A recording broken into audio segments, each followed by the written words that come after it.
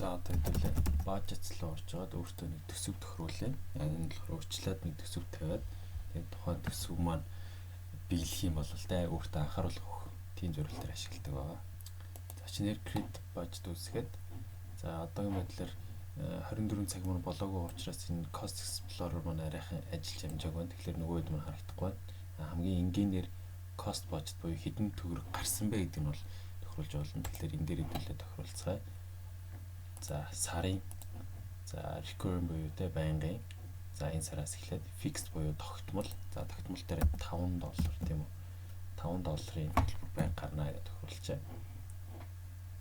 За тэгээд бусад зүйлийг нь орхиод энэ дээр болохоор monthly $5 гэдэг нэр өгчээ. За тэгээд threshold буюу энэ хизээ мэдээлэл өгөх юм бэ гэнгүүт 80% $5-ийнхаа 80% нь болно. Тэгэхээр $4 дээр гэсэн үг.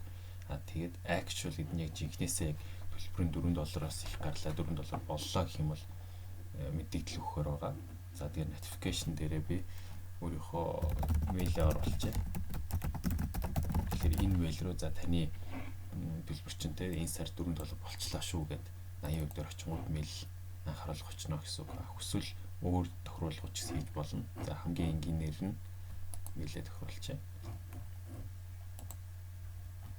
Тэгээд ийм тохируулж гэнэ гэдэг review байна. За ингээд budget үүсгэе. За ингээд budget маань үсчлээ. Тэгэхээр энэ маань одоо нас эхлээд ажиллаад эхэлнэ гэсэн үг.